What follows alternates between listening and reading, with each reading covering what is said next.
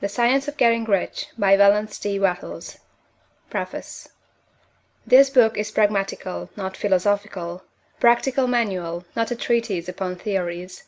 It is intended for the men and women whose most pressing need is for money, who wish to get rich first and philosophize afterward. It is for those who have, so far, found neither the time, the means, nor the opportunity to go deeply into the study of metaphysics, but who want results, and who are willing to take the conclusions of science as a basis for action, without going into all the processes by which those conclusions were reached. It is expected that the reader will take the fundamental statements upon faith, just as he would take statements concerning a law of electrical action if they were promulgated by a Marconi or an Edison; and, taking the statements upon faith, that he will prove their truth by acting upon them without fear or hesitation. Every man or woman who does this will certainly get rich, for the science herein applied is an exact science, and failure is impossible. For the benefit, however, of those who wish to investigate philosophical theories, and so secure a logical basis of faith, I will here cite certain authorities. The monistic theory of the universe, the theory that one is all, and that all is one, that one substance manifests itself as the seeming many elements of the material world, is of Hindu origin, and has been gradually winning its way into the thought of the Western world for 200 years. It is the foundation of all the Oriental philosophies, and of those of Descartes, Spinoza, Leibniz, Schopenhauer, Hegel, and Emerson. The reader who would dig the philosophical foundations of this is advised to read Hegel and Emerson for himself. In writing this book I have sacrificed all other considerations to plainness and simplicity of style, so that all might understand. The plan of action laid down herein was deduced from the conclusions of philosophy. It has been thoroughly tested, and bears the supreme test of practical experiment. It works. If you wish to know how the conclusions were arrived at, read the writings of the authors mentioned above; and if you wish to reap the fruits of their philosophies in actual practice, read this book, and do exactly as it tells you to do. The Author. End of the Preface.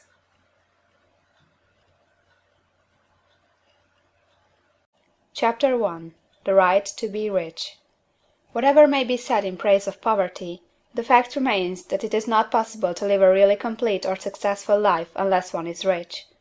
No man can rise to his greatest possible height in talent or soul development unless he has plenty of money, for to unfold the soul and to develop talent he must have many things to use, and he cannot have these things unless he has money to buy them with.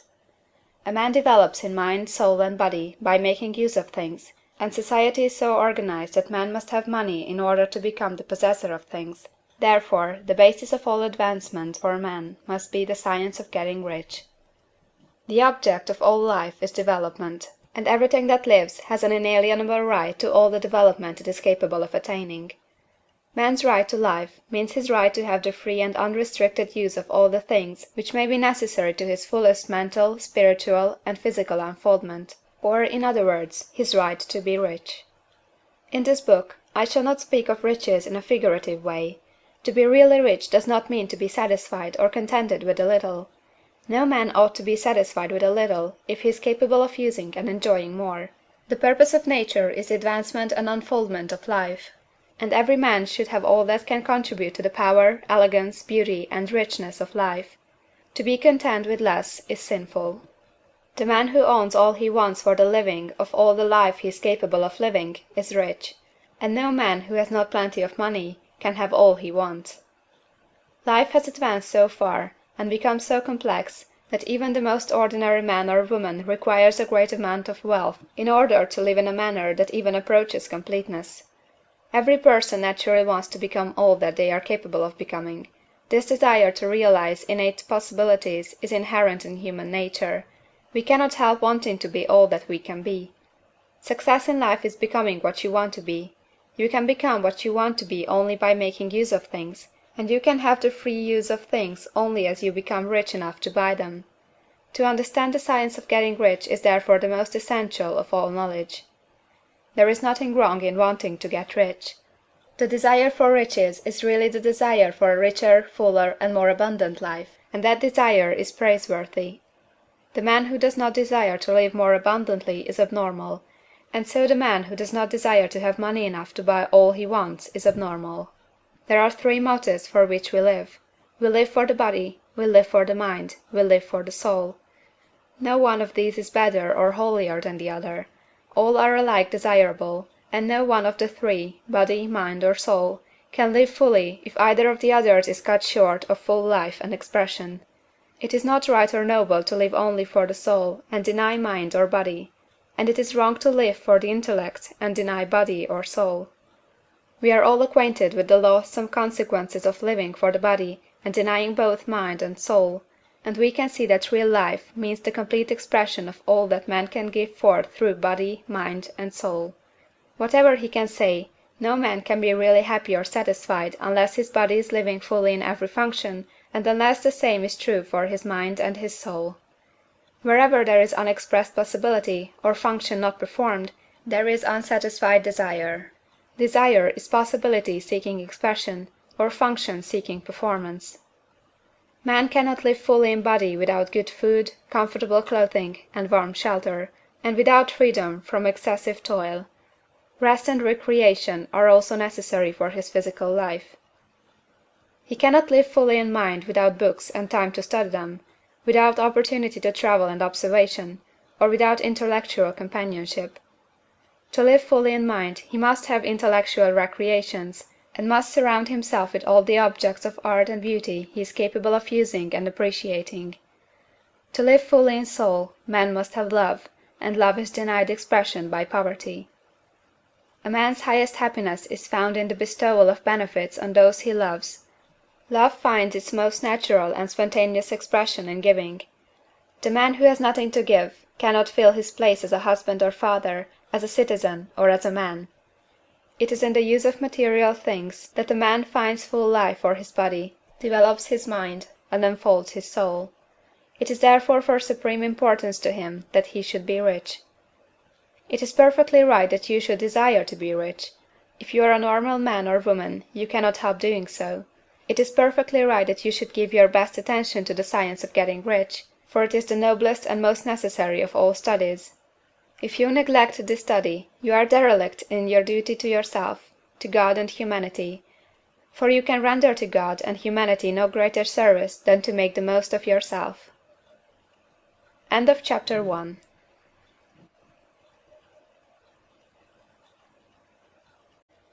Chapter 2.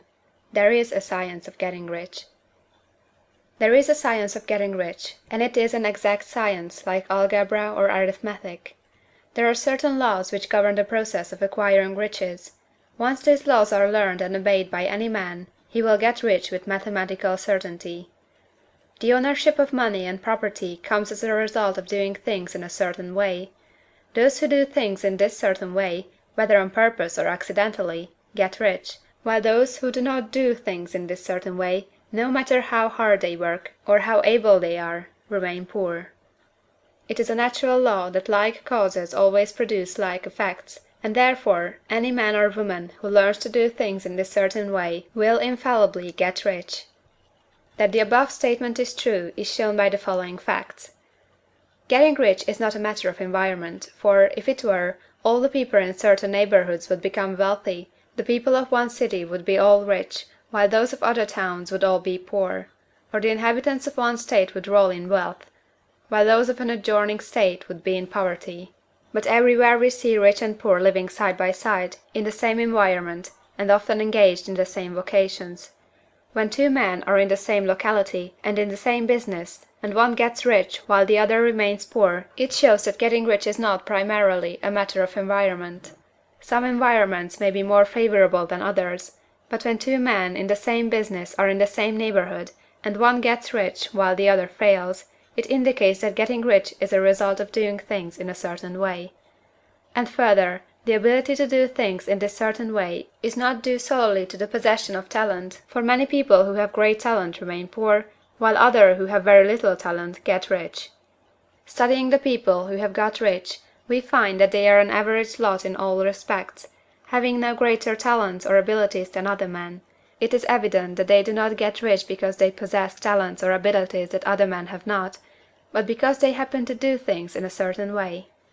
Getting rich is not the result of saving or thrift. Many very penurious people are poor, while free spenders often get rich. Nor is getting rich due to doing things which others fail to do, for two men in the same business often do almost exactly the same things, and one gets rich while the other remains poor or becomes bankrupt. From all these things, we must come to the conclusion that getting rich is the result of doing things in a certain way. If getting rich is the result of doing things in a certain way, and if like causes always produce like effects, then any man or woman who can do things in that way can become rich, and the whole matter is brought within the domain of exact science. The question arises here, whether this certain way may not be so difficult that only a few may follow it. This cannot be true, as we have seen, so far as natural ability is concerned. Talented people get rich, and blockheads get rich.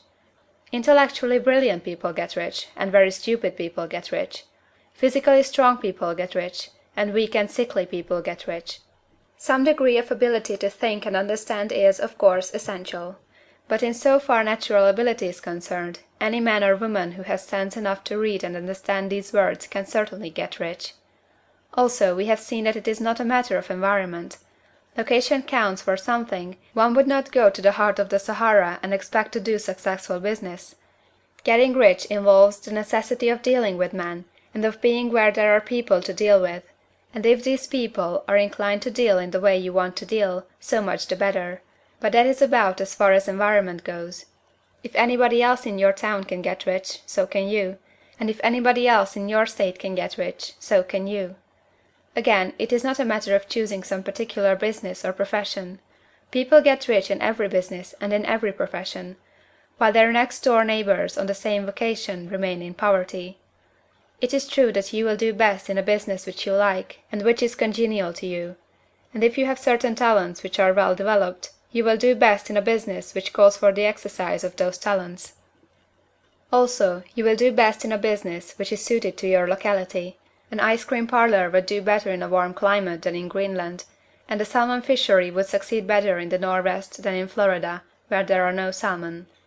But, aside from these general limitations, getting rich is not dependent upon your engaging in some particular business, but upon your learning to do things in a certain way. If you are now in business and everybody else in your locality is getting rich in the same business while you are not getting rich, it is because you are not doing things in the same way that the other person is doing them. No one is prevented from getting rich by lack of capital. True, as you get capital the increase becomes more easy and rapid, but one who has capital is already rich, and does not need to consider how to become so. No matter how poor you may be, if you begin to do things in a certain way, you will begin to get rich, and you will begin to have capital. The getting of capital is a part of the process of getting rich, and it is a part of the result which invariably follows the doing of things in a certain way. You may be the poorest man on the continent, and be deeply in debt. You may have neither friends, influence, nor resources, but if you begin to do things in this way, you must infallibly begin to get rich, for like causes must produce like effects. If you have no capital, you can get capital. If you are in the wrong business, you can get into the right business. If you are in the wrong location, you can go to the right location, and you can do so by beginning in your present business and in your present location to do things in the certain way which causes success. End of chapter 2.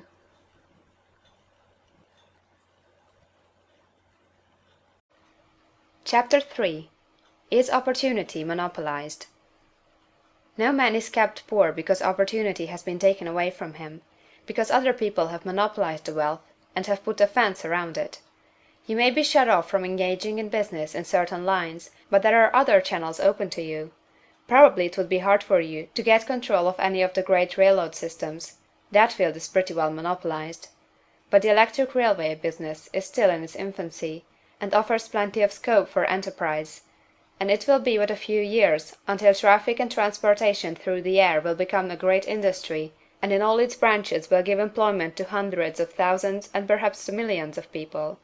Why not turn your attention to the development of aerial transportation, instead of competing with J. Hill and others for a chance in the steam railway world? It is quite true that if you are a workman in the employ of the Steel Trust, you have very little chance of becoming the owner of the plant in which you work. But it is also true that if you will commence the act in a certain way, You can soon leave the employ of the Steel Trust. You can buy a farm of from 10 to 40 acres, and engage in business as a producer of foodstuffs. There is great opportunity at this time for men who will live upon small tracts of land and cultivate the same intensively. Such men will certainly get rich. You may say that it is impossible for you to get the land, but I am going to prove to you that it is not impossible, and that you can certainly get a farm if you will go to work in a certain way. At different periods, the tide of opportunity sets in different directions, according to the needs of the whole, and the particular state of social evolution which has been reached. At present, in America, it is setting toward agriculture and the allied industries and professions. Today, opportunity is open before the factory worker in his line. It is open before the business man who supplies the farmer more than before the one who supplies the factory worker, and before the professional man who waits upon the farmer more than before the one who serves the working class. There is abundance of opportunity for the man who will go with the tide, instead of trying to swim against it. So the factory workers, either as individuals or as a class, are not deprived of opportunity. The workers are not being kept down by their masters. They are not being ground by the trusts and combinations of capital. As a class, they are where they are because they do not do things in a certain way. If the workers of America chose to do so, they could follow the example of their brothers in Belgium and other countries, and establish great department stores and cooperative industries. They could elect men of their own class to office, and pass laws favoring the development of such cooperative industries, and in a few years they could take peaceable possession of the industrial field. The working class may become the master class whenever they will begin to do things in a certain way. The law of wealth is the same for them as it is for all others. This they must learn, and they will remain where they are as long as they continue to do as they do. The individual worker, however, is not held down by the ignorance or the mental slothfulness of his class. He can follow the tide of opportunity to riches, and this book will tell them how. No one is kept in poverty by a shortness in the supply of riches. There is more than enough for all. A palace as large as the Capitol at Washington might be built for every family on earth from the building material in the United States alone, and under intensive cultivation this country would produce wool, cotton, linen, and silk enough to clothe each person in the world finer than Solomon was arrayed in all his glory, together with food enough to feed them all luxuriously. The visible supply is practically inexhaustible, and the invisible supply really is inexhaustible. Everything you see on earth is made from one original substance, out of which all things proceed. New forms are constantly being made, and older ones are dissolving, but all are shapes assumed by one thing. There is no limit to the supply of formless stuff, or original substance. The universe is made out of it, but it is not all used in making the universe. The spaces in, through, and between the forms of the visible universe are permeated and filled with the original substance, with the formless stuff, with the raw material of all things. 10,000 times as much as has been made might still be made, and even then we should not have exhausted the supply of universal raw material. No man, therefore, is poor because nature is poor, or because there is not enough to go around. Nature is an inexhaustible storehouse of riches. The supply will never run short. Original substance is alive with creative energy, and is constantly producing more forms. When the supply of building material is exhausted, more will be produced.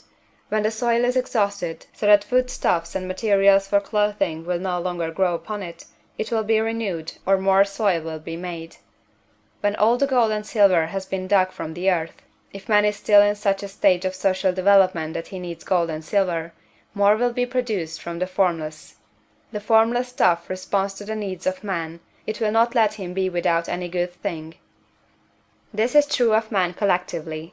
The race as a whole is always abundantly rich, and if individuals are poor, it is because they do not follow the certain way of doing things which makes the individual man rich. The formless stuff is intelligent. It is stuff which thinks. It is alive, and is always impelled toward more life. It is the natural and inherent impulse of life to seek to live more. It is the nature of intelligence to enlarge itself, and of consciousness to seek to extend its boundaries and find fuller expression. The universe of forms has been made by formless living substance, throwing itself into form in order to express itself more fully. The universe is a great living presence, always moving inherently toward more life and fuller functioning. Nature is formed for the advancement of life; its impelling motive is the increase of life. For this cause, everything which can possibly minister to life is bountifully provided; there can be no lack unless God is to contradict himself and nullify his own works. You are not kept poor by lack in the supply of riches. It is a fact that I shall demonstrate a little farther on, that even the resources of the formless supply are at the command of the man or woman who will act and think in a certain way.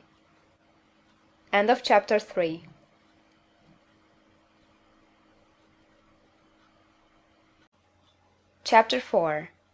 The first principle in the science of getting rich. Thought is the only power which can produce tangible riches from the formless substance. The stuff from which all things are made is a substance which thinks, and the thought of form in this substance produces the form. Original substance moves according to its thoughts. Every form and process you see in nature is the visible expression of a thought in original substance. As the formless stuff thinks of a form, it takes that form; as it thinks of a motion, it makes that motion. That is the way all things were created. We live in a thought world, which is part of a thought universe. The thought of a moving universe extended throughout formless substance, and the thinking stuff moving according to that thought took the form of systems of planets, and maintains that form. Thinking substance takes the form of its thought, and moves according to the thought. Holding the idea of a circling system of suns and worlds, it takes the form of these bodies, and moves them as it thinks. Thinking the form of a slow-growing oak tree, it moves accordingly, and produces the tree, though centuries may be required to do the work. In creating, the formless seems to move according to the lines of motion it has established. The thought of an oak tree does not cause the instant formation of a full-grown tree, but it does start in motion the forces which will produce the tree along established lines of growth.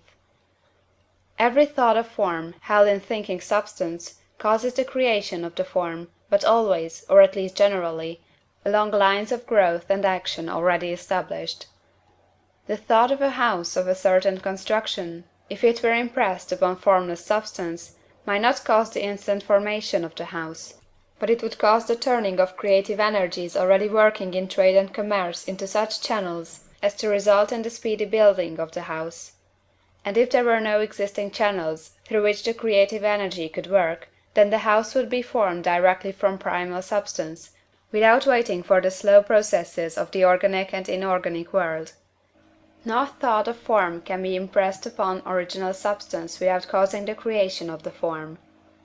Man is a thinking centre, and can originate thought. All the forms that man fashions with his hands must first exist in his thought. He cannot shape a thing until he has thought that thing. And so far man has confined his efforts wholly to the work of his hands. He has applied manual labor to the world of forms, seeking to change or modify those already existing. He has never thought of trying to cause the creation of new forms by impressing his thoughts upon formless substance. When man has a thought form, he takes material from the forms of nature, and makes an image of the form which is in his mind. He has so far made little or no effort to cooperate with formless intelligence, to work with the Father. He has not dreamed that he can do what he seeth the Father doing. Man reshapes and modifies existing forms by manual labor. He has given no attention to the question whether he may not produce things from formless substance by communicating his thoughts to it. We propose to prove that he may do so, to prove that any man or woman may do so, and to show how. As our first step, we must lay down three fundamental propositions. First, we assert that there is one original formless stuff, or substance, from which all things are made. All the seemingly many elements are but different presentations of one element. All the many forms found in organic and inorganic nature are but different shapes, made from the same stuff. And this stuff is thinking stuff. A thought held in it produces the form of the thought.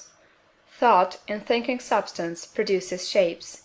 Man is a thinking centre, capable of original thought. If man can communicate his thought to original thinking substance, he can cause the creation or formation of the thing he thinks about. To summarize this, there is the thinking stuff from which all things are made, and which, in its original state, permeates, penetrates, and fills the interspaces of the universe. A thought, in this substance, produces the thing that is imaged by the thought. Man can form things in his thought, and, by impressing his thought upon formless substance, can cause the thing he thinks about to be created. It may be asked if I can prove these statements, and without going into details, I answer that I can do so, both by logic and experience. Reasoning back from the phenomena of form and thought, I come to one original thinking substance, and reasoning forward from this thinking substance, I come to man's power to cause the formation of the thing he thinks about. And, by experiment, I find the reasoning true, and this is my strongest proof. If one man who reads this book gets rich by doing what it tells him to do, that is evidence in support of my claim. But if every man who does what it tells him to do gets rich, that is positive proof until someone goes through the process and fails. The theory is true until the process fails, and this process will not fail, for every man who does exactly what this book tells him to do will get rich. I have said that men get rich by doing things in a certain way, and in order to do so, man must become able to think in a certain way. A man's way of doing things is the direct result of the way he thinks about things. To do things in a way you want to do them, you will have to acquire the ability to think the way you want to think. This is the first step toward getting rich. To think what you want to think is to think truth, regardless of appearances. Every man has the natural and inherent power to think what he wants to think, but it requires far more effort to do so than it does to think the thoughts which are suggested by appearances. To think according to appearance is easy. To think truth, regardless of appearances, is laborious, and requires the expenditure of more power than any other work man is called upon to perform.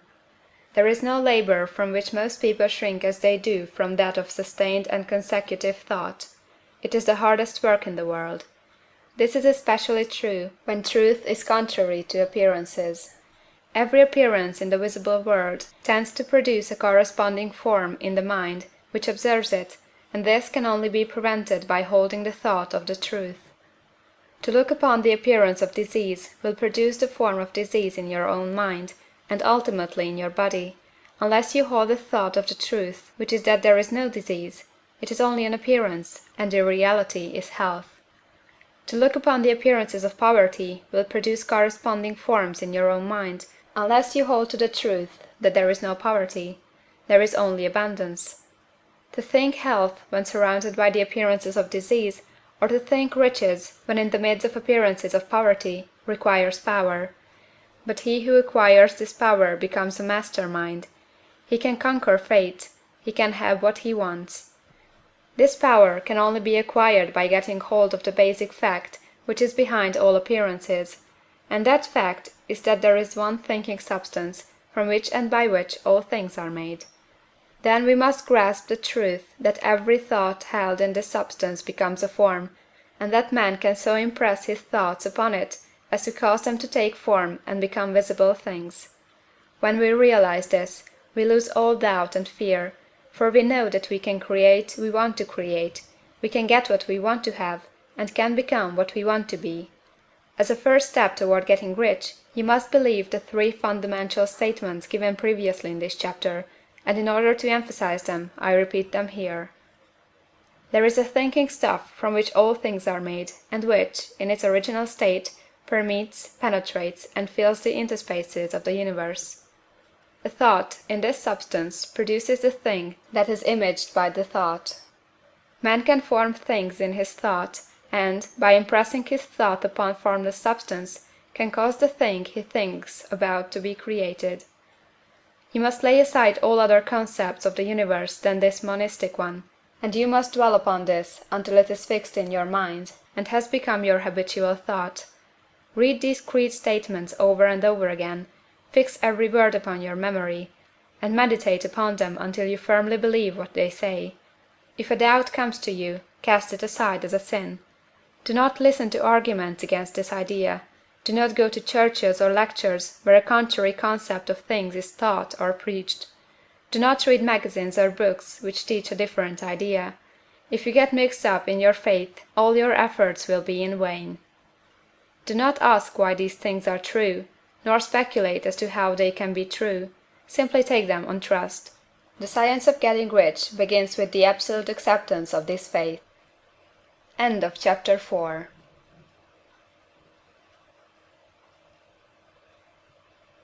Chapter 5. Increasing Life. You must get rid of the last vestige of the old idea that there is a deity whose will it is that you should be poor, or whose purposes may be served by keeping you in poverty. The intelligent substance which is all, and in all, and which lives in all, and lives in you, is a consciously living substance. Being a consciously living substance, it must have the nature and inherent desire of every living intelligence for increase of life. Every living thing must continually seek for the enlargement of its life, because life, in the mere act of living, must increase itself. A seed, dropped into the ground, springs into activity, and in the act of living produces 100 more seeds. Life, by living, multiplies itself. It is forever becoming more. It must do so if it continues to be at all. Intelligence is under the same necessity for continuous increase. Every thought we think makes it necessary for us to think another thought. Consciousness is continually expanding. Every fact we learn leads us to the learning of another fact. Knowledge is continually increasing. Every talent we cultivate brings to the mind the desire to cultivate another talent. We are subject to the urge of life, seeking expression, which ever drives us on to know more, to do more, and to be more. In order to know more, do more, and be more, we must have more. We must have things to use, for we learn, and do, and become, only by using things. We must get rich, so that we can live more. The desire for riches is simply the capacity for larger life seeking fulfillment. Every desire is the effort of an unexpressed possibility to come into action.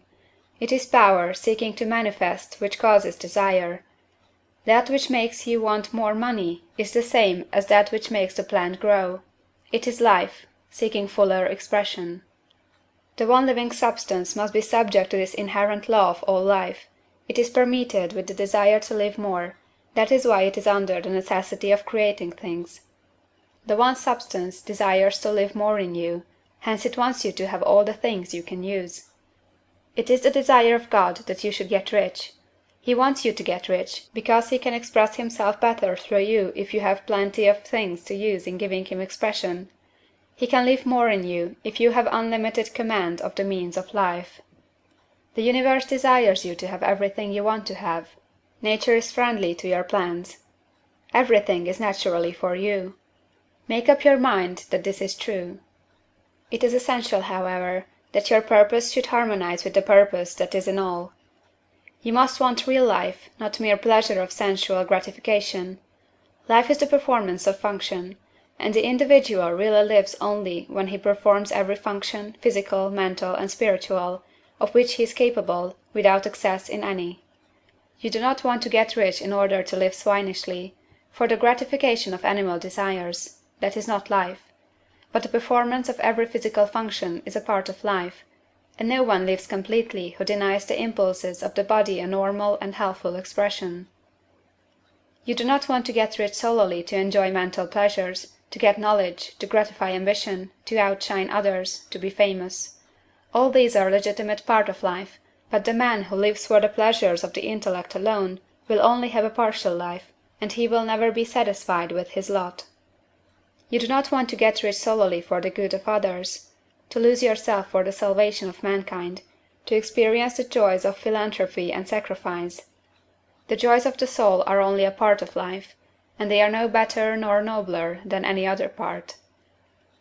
You want to get rich in order that you may eat, drink, and be merry when it is time to do these things, in order that you may surround yourself with beautiful things, see distant lands, feed your mind, and develop your intellect, in order that you may love man and do kind things, and be able to play a good part in helping the world to find truth.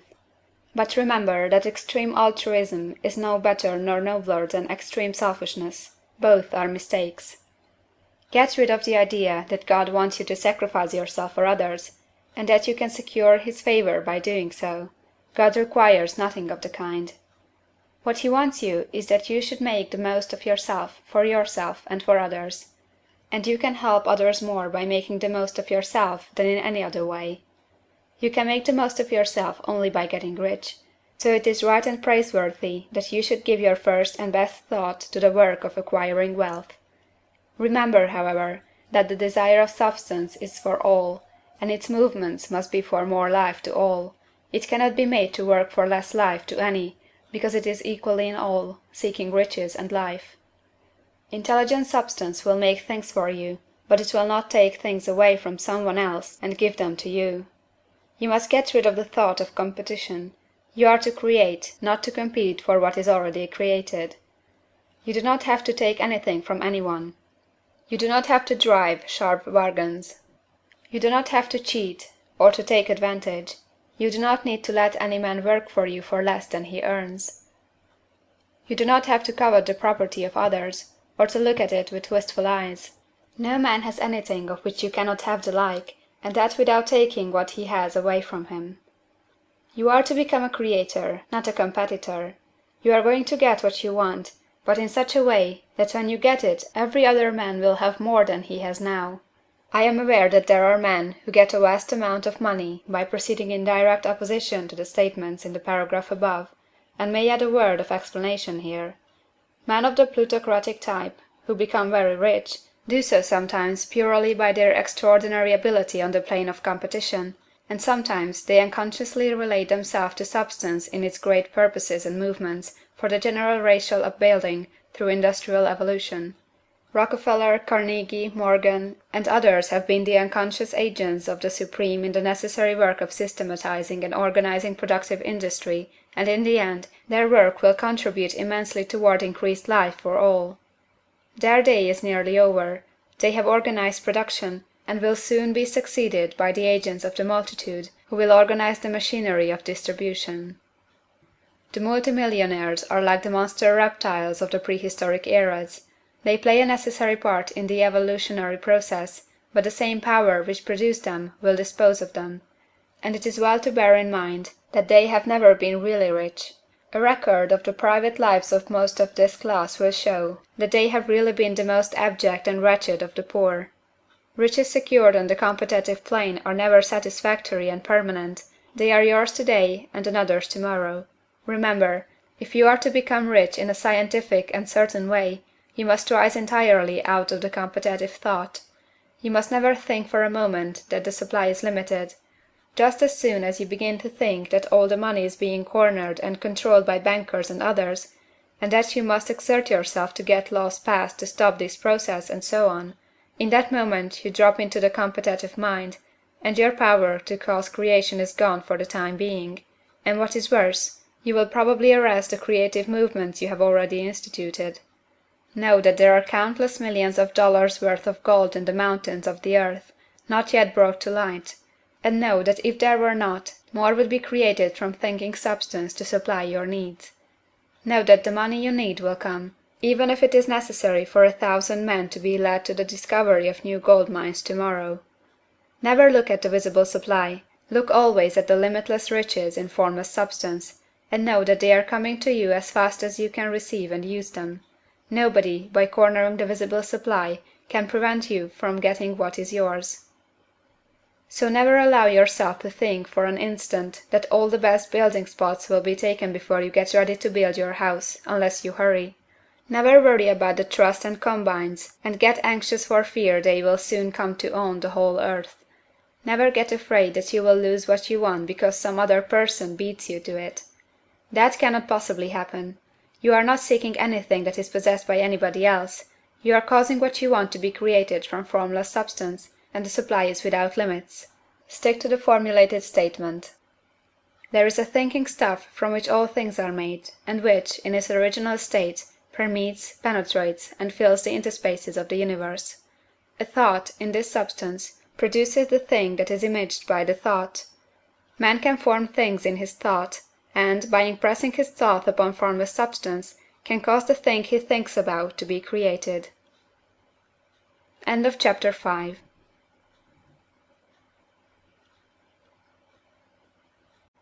Chapter 6. How Riches Come to You. When I say that you do not have to drive sharp bargains, I do not mean that you do not have to drive any bargains at all, or that you are above the necessity for having any dealings with your fellow men. I mean that you will not need to deal with them unfairly. You do not have to get something for nothing, but can give to every man more than you take from him. You cannot give every man more in cash market value than you take from him, but you can give him more in use value than the cash value of the thing you take from him. The paper, ink, and other material in this book may not be worth the money you pay for it, but if the ideas suggested in it bring you thousands of dollars, you have not been wronged by those who sold it to you. They have given you a great use value for a small cash value. Let us suppose that I own a picture by one of the greatest artists, which, in any civilized community, is worth thousands of dollars. I take it to Baffin Bay, and by salesmanship induce an Eskimo to give a bundle of furs worth $500 for it. I have really wronged him, for he has no use for the picture. It has no use value to him. It will not add to his life. But suppose I give him a gun worth $50 for his furs. Then he has made a good bargain. He has use for the gun. It will get him many more furs and much food. It will add to his life in every day. It will make him rich. When you rise from the competitive to the creative plane, you can scan your business transactions very strictly, and if you are selling any man anything which does not add more to his life than the thing he gives you in exchange, you can afford to stop it.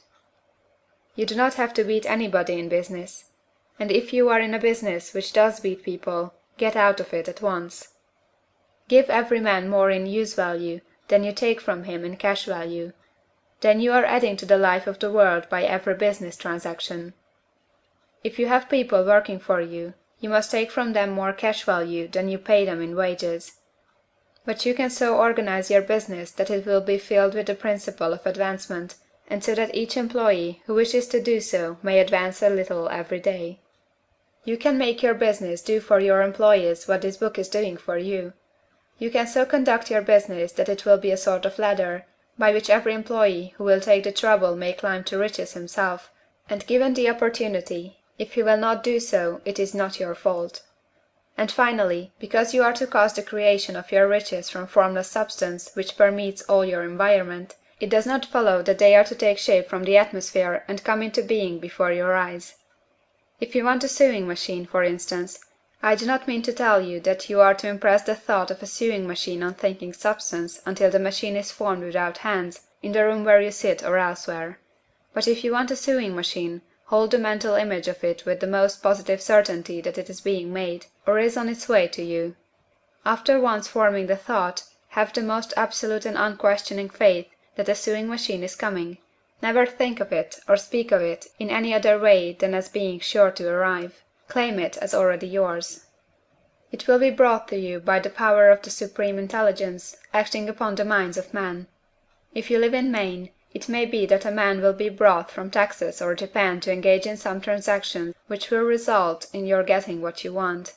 If so, the whole matter will be as much to that man's advantage as it is to yours. Do not forget for a moment that the thinking substance is through all, in all, communicating with all, and can influence all. The desire of thinking substance for fuller life and better living has caused the creation of all the sewing machines already made, and it can cause the creation of millions more, and will, whenever men set it in motion by desire and faith, and by acting in a certain way. You can certainly have a sewing machine in your house, and it is just as certain that you can have any other thing or things which you want, and which you will use for the advancement of your own life and the lives of others. You need not hesitate about asking largely. It is your Father's pleasure to give you the kingdom, said Jesus.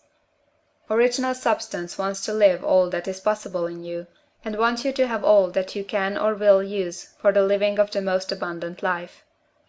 If you fix upon your consciousness the fact that the desire you feel for the possession of riches is one with the desire of omnipotence for more complete expression, your faith becomes invincible.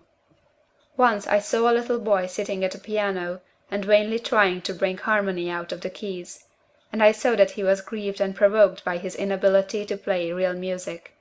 I asked him the cause of this vexation, and he answered, "I can feel the music in me, but I can't make my hands go right." The music in him was the urge of original substance, containing all the possibilities of all life. All that there is of music was seeking expression through the child.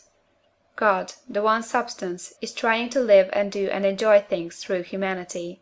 He is saying, "I want hands to build wonderful structures, to play divine harmonies, to paint glorious pictures.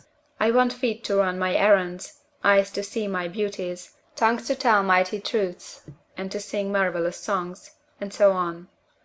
All that there is of possibility is seeking expression through man.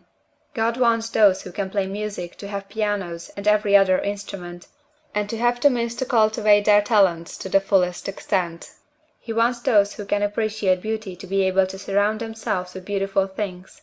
He wants those who can discern the truth to have every opportunity to travel and observe.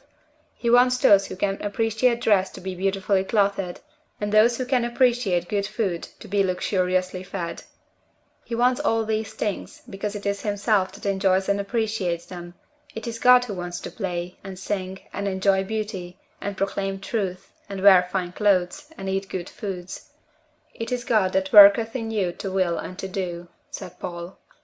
The desire you feel for riches is the infinite seeking to express himself in you, as he sought to find expression in the little boy at the piano.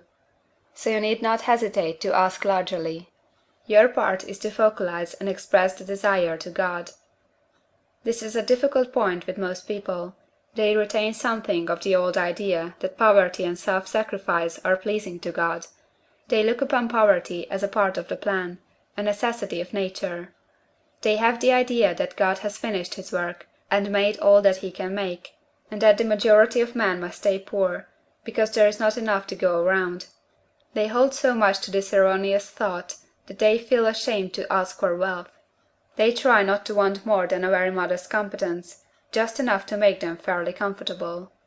I recall now a case of one student who was told that he must get in mind a clear picture of the things he desired, so that the creative thought of them might be impressed on formless substance.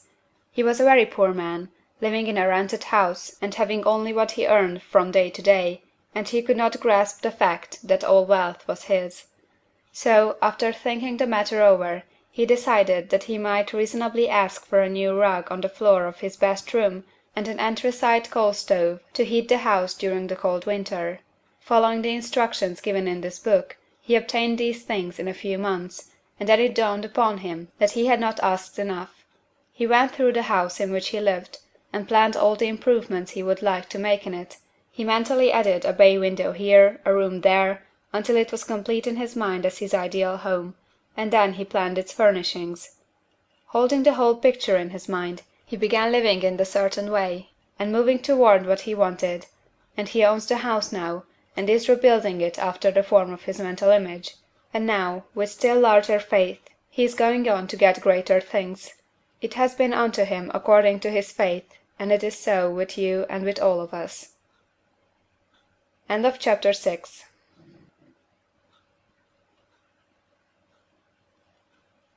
Chapter 7. Gratitude.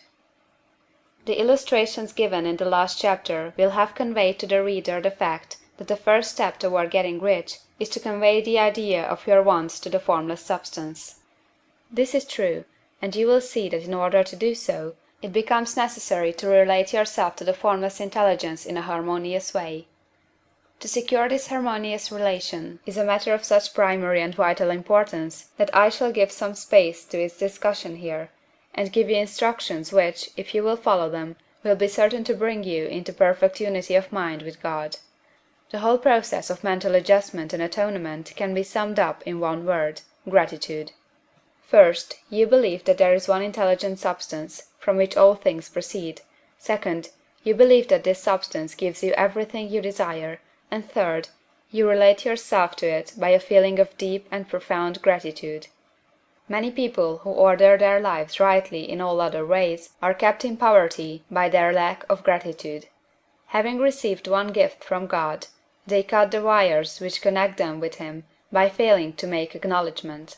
It is easy to understand that the nearer we live to the source of wealth, the more wealth we shall receive. And it is easy also to understand that the soul that is always grateful lives in closer touch with God than the one which never looks to him in thankful acknowledgment. The more gratefully we fix our minds on the Supreme when good things come to us, the more good things we will receive, and the more rapidly they will come. And the reason simply is that the mental attitude of gratitude draws the mind into closer touch with the source from which the blessings come. If it is a new thought to you that gratitude brings your whole mind into closer harmony with the creative energies of the universe, consider it well, and you will see that it is true. The good things you already have come to you along the line of obedience to certain laws. Gratitude will lead your mind out along the ways by which things come, and it will keep you in close harmony with creative thought and prevent you from falling into competitive thought. Gratitude alone can keep you looking toward the all, and prevent you from falling into the error of thinking of the supply as limited, and to do that would be fatal to your hopes. There is a law of gratitude, and it is absolutely necessary that you should observe the law, if you are to get the results you seek. The law of gratitude is the natural principle that action and reaction are always equal, and in opposite directions. The grateful outreaching of your mind in thankful praise to the Supreme is a liberation or expenditure of force. It cannot fail to reach that to which it addressed, and the reaction is an instantaneous movement towards you.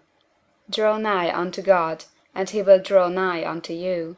That is a statement of psychological truth. And if your gratitude is strong and constant, the reaction in formless substance will be strong and continuous. The movement of the things you want will be always toward you. Notice the grateful attitude that Jesus took, how he always seems to be saying, I thank thee, Father, that thou hearest me. You cannot exercise much power without gratitude, for it is gratitude that keeps you connected with power.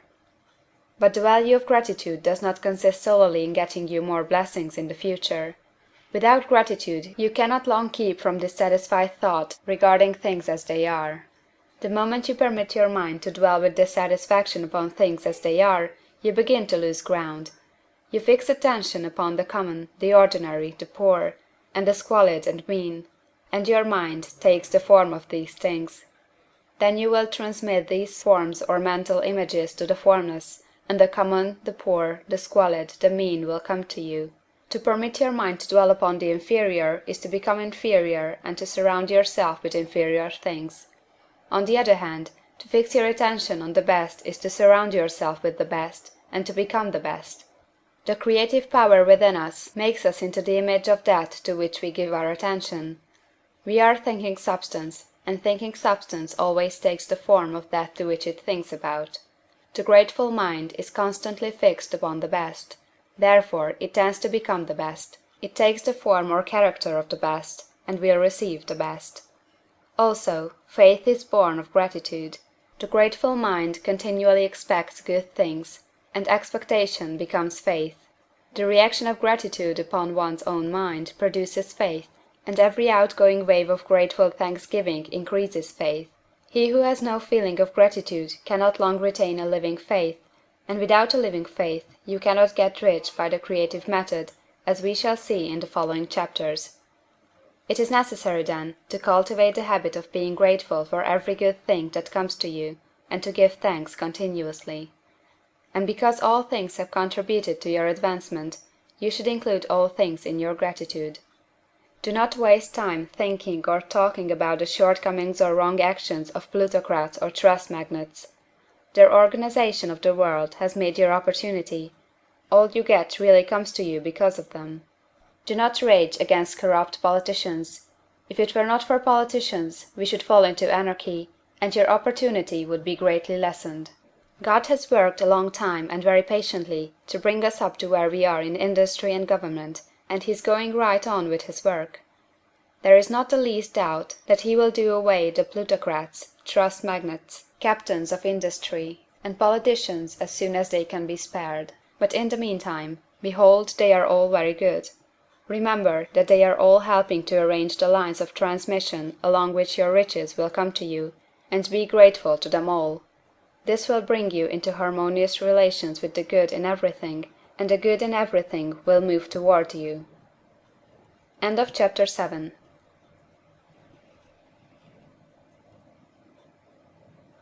Chapter 8. Thinking in the Certain Way.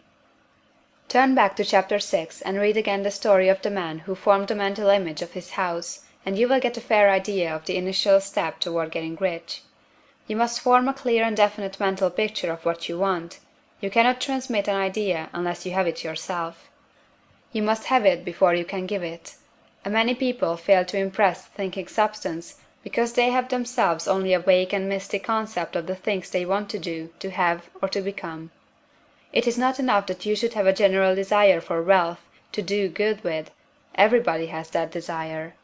It is not enough that you should have a wish to travel, see things, live more, etc. Everybody has those desires also. If you are going to send a wireless message to a friend, you would not send the letters of the alphabet in their order, and let him construct the message for himself, nor would you take words at random from the dictionary. You would send a coherent sentence, one which meant something. When you try to impress your wants upon substance, remember that it must be done by a coherent statement. You must know what you want, and be definite. You can never get rich or start the creative power into action by sending out unformed longings and vague desires. Go over your desires, just as the man I have described went over his house. See just what you want, and get a clear mental picture of it as you wish it to look when you get it. That clear mental picture you must have continually in mind, as the sailor has in mind the port toward which he is sailing the ship. You must keep your face toward it all the time. You must no more lose sight of it than the steersman loses sight of the compass. It is not necessary to take exercises in concentration, nor to set apart special times for prayer and affirmation, nor to go into the silence, nor to do occult stunt of any kind. These things are well enough, but all you need is to know what you want, and to want it badly enough so that it will stay in your thoughts. Spend as much your leisure time as you can in contemplating your picture, but no one needs to take exercises to concentrate his mind on a thing he really wants. It is the things you do not really care about which require effort to fix your attention upon them. And unless you really want to get rich, so that the desire is strong enough to hold your thoughts directed to the purpose as the magnetic pole holds the needle of the compass, it will hardly be worth while for you to try to carry out the instructions given in this book. The methods herein set forth are for people whose desire for riches is strong enough to overcome mental laziness and the love of ease, and make them work. The more clear and definite you make your picture then, and the more you dwell upon it, bringing out all its delightful details, the stronger your desire will be, and the stronger your desire, the easier it will be to hold your mind fixed upon the picture of what you want. Something more is necessary, however, than merely to see the picture clearly. If that is all you do, you are only a dreamer, and will have little or no power for accomplishment. Behind your clear vision must be the purpose to realize it, to bring it out in tangible expression. And behind this purpose must be an invincible and unwavering faith that the thing is already yours, that it is at hand, and you have only to take possession of it. Live in the new house mentally until it takes form around you physically. In the mental realm, enter at once into full enjoyment of the things you want. Whatsoever things ye ask for when ye pray, believe that ye receive them, and ye shall have them, said Jesus. See the things you want as if they were actually around you all the time. See yourself as owning and using them. Make use of them in imagination just as you will use them when they are your tangible possessions. Dwell upon your mental picture until it is clear and distinct, and then take the mental attitude of ownership toward everything in that picture. Take possession of it, in mind, in the full faith that it is actually yours. Hold to this mental ownership. Do not waver for an instant in the faith that it is real. And remember what was said in the preceding chapter about gratitude. Be as thankful for it all the time as you expect it to be when it has taken form. The man who can sincerely thank God for the things which as yet he owns only in imagination, has real faith. He will get rich. He will cause the creation of whatsoever he wants. You do not need to pray repeatedly for things you want. It is not necessary to tell God about it every day. Use not vain repetitions as the heathen do, said Jesus to his pupils. For your Father knoweth that ye have need of these things before ye ask him. Your part is to intelligently formulate your desire for the things which make for a larger life, and to get these desire arranged into a coherent whole, and then to impress this whole desire upon the formless substance, which has the power and the will to bring you what you want. You do not make this impression by repeating strings of words, you make it by holding the vision with unshakable purpose to attain it, and with steadfast faith that you do attain it. The answer to prayer is not according to your faith while you are talking, but according to your faith while you are working. You cannot impress the mind of God by having a special Sabbath day set apart to tell him what you want, and of forgetting him during the rest of the week. You cannot impress him by having special hours to go into your closet and pray, if you then dismiss the matter from your mind until the hour of prayer comes again. Oral prayer is well enough, and has its effect, especially upon yourself, in clarifying your vision and strengthening your faith. But it is not your oral petitions which get you what you want.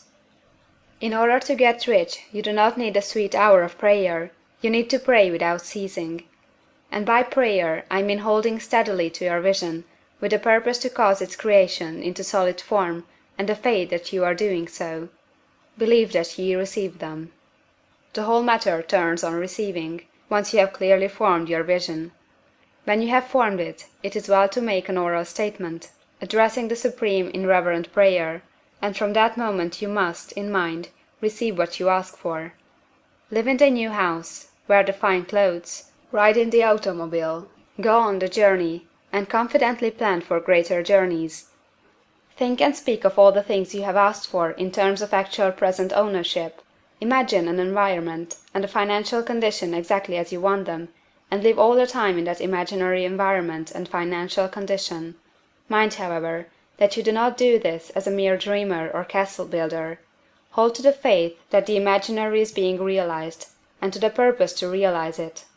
Remember that it is faith and purpose in the use of the imagination which makes the difference between the scientist and the dreamer.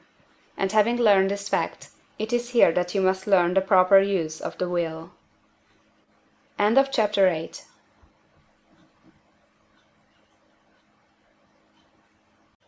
Chapter 9. How to use the will. To set about getting rich in a scientific way, you do not try to apply your willpower to anything outside of yourself. You have no right to do so, anyway. It is wrong to apply your will to other men and women in order to get them do what you wish done. It is as flagrantly wrong to coerce people by mental power as it is to coerce them by physical power. If compelling people by physical force to do things for you reduces them to slavery, compelling them by mental means accomplishes exactly the same thing. The only difference is in methods. If taking things from people by physical force is robbery, then taking things by mental force is robbery also.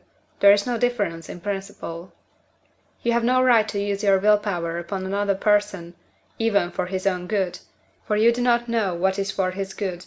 The science of getting rich does not require you to apply power or force to any other person, in any way whatsoever. There is not the slightest necessity for doing so. Indeed, any attempt to use your will upon others will only tend to defeat your purpose. You do not need to apply your will to things in order to compel them to come to you.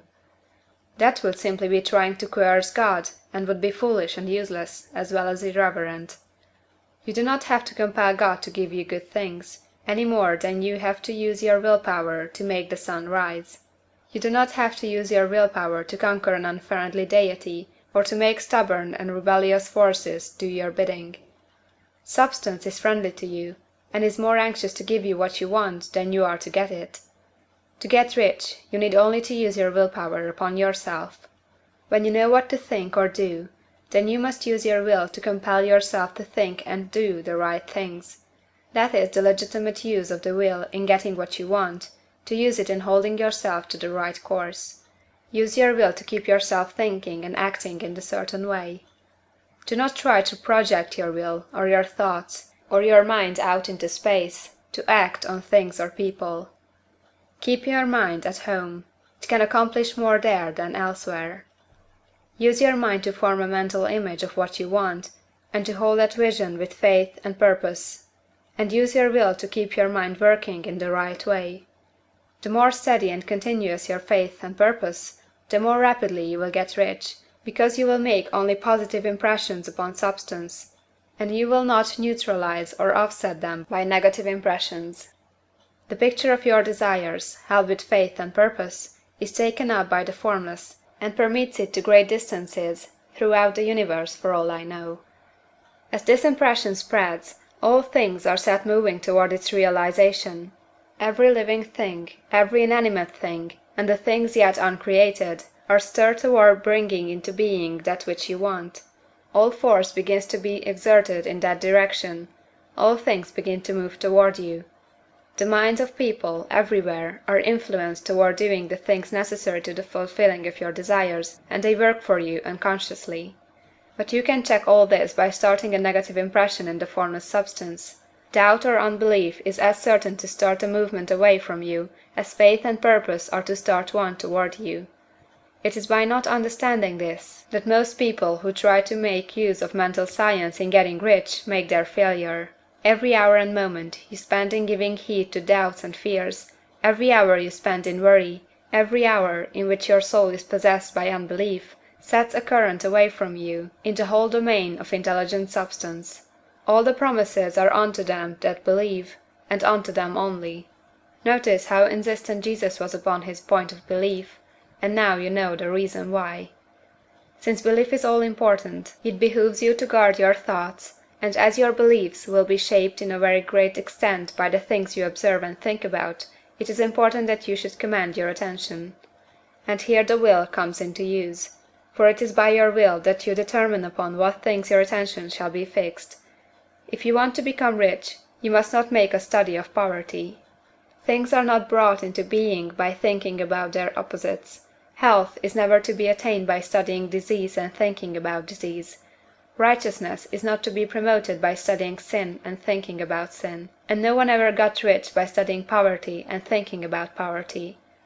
Medicine as a science of disease has increased disease, religion as science of sin has promoted sin, and economics as a study of poverty will fill the world with wretchedness and want. Do not talk about poverty, do not investigate it or concern yourself with it. Never mind what its causes are. You have nothing to do with them. What concerns you is the cure. Do not spend your time in charitable work or charity movements. All charity only tends to perpetuate the wretchedness it aims to eradicate. I do not say that you should be hard-hearted or unkind, and refuse to hear the cry of need. But you must not try to eradicate poverty in any of the conventional ways. Put poverty behind you, and put all that pertains to it behind you, and make good. Get rich, that is the best way you can help the poor. And you cannot hold the mental image which is to make you rich, if you fill your mind with pictures of poverty. Do not read books or papers which give you circumstantial accounts of the wretchedness of the tenement dwellers, of the horrors of child labor, and so on. Do not read anything which fills your mind with gloomy images of want and suffering. You cannot help the poor in the least by knowing about these things, and the widespread knowledge of them does not tend to all to do away with poverty. What tends to do away with poverty is not the getting of pictures of poverty into your mind, but getting pictures of wealth into the minds of the poor.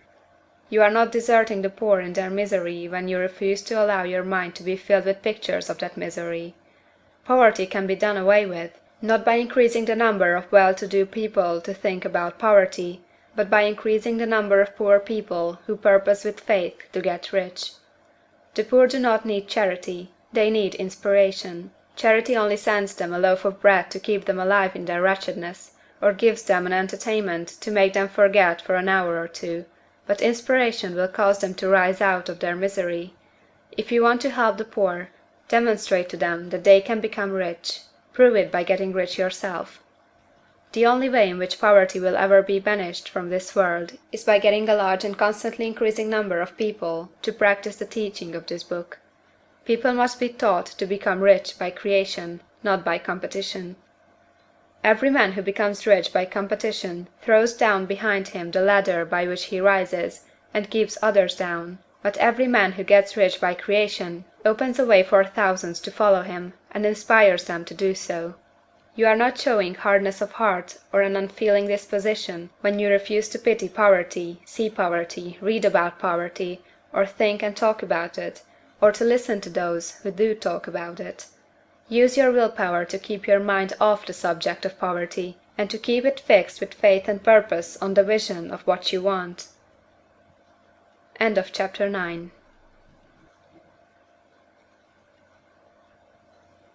Chapter 10. Further use of the will. You cannot retain a true and clear vision of wealth if you are constantly turning your attention to opposing pictures, whether they be external or imaginary. Do not tell of your past troubles of a financial nature; if you have had them, do not think of them at all. Do not tell of the poverty of your parents, or the hardships of your early life. To do any of these things is to mentally class yourself with the poor for the time being, and it will certainly check the movement of things in your direction. Let the dead bury their dead, as Jesus said. Put poverty and all things that pertain to poverty completely behind you. You have accepted a certain theory of the universe as being correct, and are resting all your hopes of happiness on its being correct. And what can you gain by giving heed to conflicting theories? Do not read religious books which tell you that the world is soon coming to an end. And do not read the writing of muckrakers and pessimistic philosophers who tell you that it is going to the devil. The world is not going to the devil, it is going to God. It is wonderful becoming. True, there may be a good many things in existing conditions which are disagreeable, but what is the use of studying them when they are certainly passing away, and when the study of them only tends to check their passing and keep them with us? Why give time and attention to things which are being removed by evolutionary growth, when you can hasten their removal only by promoting the evolutionary growth as far as your part of it goes? No matter how horrible in seeming may be the conditions in certain countries, sections, or places, you waste your time and destroy your own chances by considering them. You should interest yourself in the world's becoming rich. Think of the riches the world is coming into, instead of the poverty it is growing out of. And bear in mind that the only way in which you can assist the world in growing rich is by growing rich yourself through the creative method, not the competitive one. Give your attention wholly to the riches. Ignore poverty. Whenever you think or speak of those who are poor, think and speak of them as those who are becoming rich, as those who are to be congratulated rather than pitied. Then they and others will catch the inspiration, and begin to search for the way out. Because I say that you are to give your whole time and mind and thought to riches, it does not follow that you are to be sordid or mean. To become really rich is the noblest aim you can have in life, for it includes everything else. On the competitive plane, the struggle to get rich is a godless scramble for power over other men, but when we come into the creative mind, all this is changed. All that is possible in the way of greatness and soul unfoldment, of service and lofty endeavor, comes by way of getting rich. All is made possible by the use of things. If you lack for physical health, you will find that the attainment of it is conditional on your getting rich. Only those who are emancipated from financial worry and who have the means to live a carefree existence and follow hygienic practices can have and retain health. Moral and spiritual greatness is possible only to those who are above the competitive battle of existence, and only those who are becoming rich on the plane of creative thought are free from the degrading influences of competition. If your heart is set on domestic happiness, remember that love flourishes best where there is refinement, a high level of thought, and freedom from corrupting influences; and these are to be found only where riches are attained by the exercise of creative thought, without strife or rivalry. You can aim at nothing so great or noble, I repeat, as to become rich, and you must fix your attention upon your mental picture of riches, to the exclusion of all that may tend to dim or obscure the vision. You must learn to see the underlying truth in all things. You must see beneath all seemingly wrong conditions the great one life ever moving forward toward fuller expression and more complete happiness. It is the truth that there is no such thing as poverty, that there is only wealth. Some people remain in poverty because they are ignorant of the fact that there is wealth for them, and these can be best taught by showing them the way of affluence in your own person and practice. Others are poor because, while they feel that there is a way out, they are too intellectually indolent to put forth the mental effort necessary to find that way and by travel it, and for these the very best thing you can do is to arouse their desire by showing them the happiness that comes from being rightly rich. Others still are poor because, while they have some notion of science, they have become so swamped and lost in the maze of metaphysical and occult theories that they do not know which road to take. They try a mixture of many systems and fail in all. For these again the very best thing to do is to show the right way in your own person and practice. An ounce of doing things is worth a pound of theorizing. The very best thing you can do for the whole world is to make the most of yourself. You can serve God and man in no more effective way than by getting rich. That is, if you get rich by the creative method and not by the competitive one. Another thing. We assert that this book gives in detail the principles of the science of getting rich, and if that is true, you do not need to read any other book upon the subject. This may sound narrow and egoistical, but consider, there is no more scientific method of computation in mathematics than by addition, subtraction, multiplication, and division. No other method is possible. There can be but one shortest distance between 2 points. There is only one way to think scientifically, and that is to think in the way that leads to the most direct and simple route to the goal. No man has yet formulated a briefer or less complex system than the one set forth herein. It has been stripped of all non-essentials. When you commence on this, lay all others aside. Put them out of your mind altogether. Read this book every day, keep it with you, commit it to memory, and do not think about other systems and theories. If you do, you will begin to have doubts, and to be uncertain and wavering in your thought, and then you will begin to make failures. After you have made good and become rich, you may study other systems as much as you please, but until you are quite sure that you have gained what you want, do not read anything on this line but this book, unless it be the authors mentioned in the preface. And read only the most optimistic comments on the world's news, those in harmony with your picture. Also, postpone your investigations into the occult. Do not dabble in theosophy, spiritualism, or kindred studies. It is very likely that the dead still live, and are near, but if they are, let them alone. Mind your own business. Wherever the spirits of the dead may be, they have their own work to do, and their own problems to solve, and we have no right to interfere with them. We cannot help them, and it is very doubtful whether they can help us, or whether we have any right to trespass upon their time if they can. Let the dead and the hereafter alone, and solve your own problem, get rich. If you begin to mix with the occult, you will start mental cross-currents which will surely bring your hopes to shipwreck. Now, this and the preceding chapters have brought us to the following statement of the basic facts. There is a thinking stuff from which all things are made, and which, in its original state, permeates, penetrates, and fills the interspaces of the universe. A thought in this substance produces the thing that is imaged by the thought. Man can form things in his thought, and, by impressing his thought upon formless substance, can cause the thing he thinks about to be created. In order to do this, man must pass from the competitive to the creative mind. He must form a clear mental picture of the things he wants, and hold this picture in his thoughts with the fixed purpose to get what he wants, and the unwavering faith that he does get what he wants, closing his mind against all that may tend to shake his purpose, dim his vision, or quench his faith. And in addition to all this, we shall now see that he must live and act in a certain way. End of chapter 10.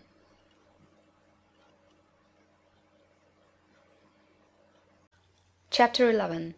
Acting in a certain way. Thought is the creative power, or the impelling force which causes the creative power to act. Thinking in a certain way will bring riches to you, but you must not rely upon thought alone, paying no attention to personal action. That is the rock upon which many otherwise scientific metaphysical thinkers meet shipwreck, the failure to connect thought with personal action. We have not yet reached the stage of development, even supposing such a stage to be possible, in which man can create directly from formless substance without nature's processes or the work of human hands. Man must not only think, but his personal action must supplement his thought. By thought, you can cause the gold in the hearts of the mountains to be impelled toward you, but it will not mine itself, refine itself, coin itself into double eagles, and come rolling along the roads seeking its way into your pocket. Under the impelling power of the Supreme Spirit, man's affairs will be so ordered that someone will be led to mine the gold for you. Other men's business transactions will be so directed that the gold will be brought toward you, and you must so arrange your own business affairs that you may be able to receive it when it comes to you. Your thought makes all things, animate and inanimate, work to bring you what you want, but your personal activity must be such that you can rightly receive what you want when it reaches you. You are not to take it as charity, nor to steal it. You must give every man more in use value than he gives you in cash value. The scientific use of thought consists in forming a clear and distinct mental image of what you want, in holding fast to the purpose to get what you want, and in realizing with grateful faith that you do get what you want. Do not try to project your thought in any mysterious or occult way, with the idea of having it go out and do things for you. That is wasted effort, and will weaken your power to think with sanity. The action of thought in getting rich is fully explained in the preceding chapters. Your faith and purpose positively impress your vision upon formless substance, which has the same desire for more life that you have, and this vision, received from you, sets all the creative forces at work in and through their regular channels of action, but directed toward you. It is not your part to guide or supervise the creative process. All you have to do with that is to retain your vision, stick to your purpose, and maintain your faith and gratitude. But you must act in a certain way, so that you can appropriate what is yours when it comes to you, so that you can meet the things you have in your picture, and put them in their proper places as they arrive. You can really see the truth of this. When things reach you, they will be in the hands of other men, who will ask an equivalent for them. And you can only get what is yours by giving the other man what is his. Your pocketbook is not going to be transformed into a Fortunatus purse, which shall be always full of money without effort on your part. This is a crucial point in the science of getting rich. Right here, when thought and personal action must be combined, there are very many people who, consciously or unconsciously, set the creative forces in action by the strength and persistence of their desires, but who remain poor because they do not provide for the reception of the thing they want when it comes. By thought, the thing you want is brought to you; by action, you receive it. Whatever your action is to be, it is evident that you must act now. You cannot act in the past, and it is essential to the clearness of your mental vision that you dismiss the past from your mind. You cannot act in the future, for the future is not here yet. And you cannot tell how you will want to act in any future contingency until that contingency has arrived. Because you are not in the right business or the right environment now, do not think that you must postpone action until you get into the right business or environment. And do not spend time in the present taking thought as to the best course in possible future emergencies. Have faith in your ability to meet any emergency when it arrives. If you act in the present with your mind on the future, your present action will be with a divided mind and will not be effective. Put your whole mind into present action. Do not give your creative impulse to original substance, and then sit down and wait for results. If you do, you will never get them. Act now. There is never any time but now, and there never will be any time but now. If you are ever to begin to make ready for the reception of what you want, you must begin now. And your action, whatever it is, must most likely be in your present business or employment, and must be upon the persons and things in your present environment. You cannot act where you are not, you cannot act where you have been, and you cannot act where you are going to be. You can act only where you are. Do not bother as to whether yesterday's work was well done or ill done. Do today's work well. Do not try to do tomorrow's work now. There will be plenty of time to do that when you get to it. Do not try, by occult or mystical means, to act on people or things that are out of your reach. Do not wait for a change of environment before you act. Get a change of environment by action. You can so act upon the environment in which you are now as to cause yourself to be transferred to a better environment. Hold with faith and purpose the vision of yourself in the better environment, but act upon your present environment with all your heart, and with all your strength, and with all your mind. Do not spend any time in day dreaming or castle building. Hold to the one vision of what you want, and act now. Do not cast about seeking some new thing to do, or some strange, unusual, or remarkable action to perform as a first step toward getting rich. it is probable that your actions, at least for some time to come, will be those you have been performing for some time past. But you are to begin now to perform these actions in a certain way, which will surely make you rich. If you are engaged in some business, and feel that it is not the right one for you, do not wait until you get into the right business before you begin to act. Do not feel discouraged, or sit down and lament because you are misplaced. No man was ever so misplaced but that he could not find the right place, and no man ever became so involved in the wrong business but that he could get into the right business. Hold the vision of yourself in the right business, with the purpose to get into it, and the faith that you will get into it, and are getting into it. But act in your present business. Use your present business as the means of getting a better one, and use your present environment as the means of getting into a better one. Your vision of the right business, if held with faith and purpose, will cause the Supreme to move the right business toward you, and your action, if performed in the certain way, will cause you to move toward the business. If you are an employee, or wage earner, and feel that you must change places in order to get what you want, do not project your thought into space and rely upon it to get you another job. It will probably fail to do so. Hold the vision of yourself in the job you want, while you act with faith and purpose on the job you have, and you will certainly get the job you want. Your vision and faith will set the creative force in motion to bring it toward you, and your action will cause the forces in your own environment to move you toward the place you want. In closing this chapter, we will add another statement to our syllabus. There is a thinking stuff from which all things are made, and which, in its original state, permeates, penetrates, and fills the interspaces of the universe. A thought, in this substance, produces the thing that is imaged by the thought. Man can form things in his thought, and, by impressing his thought upon formless substance, can cause the thing he thinks about to be created. In order to do this, man must pass from the competitive to the creative mind. He must form a clear mental picture of the thing he wants, and hold this picture in his thoughts, with the fixed purpose to get what he wants, and the unwavering faith that he does get what he wants, closing his mind to all that may tend to shake his purpose, dim his vision, or quench his faith. That he may receive what he wants when it comes, man must act now upon the people and things in his present environment. End of chapter 11.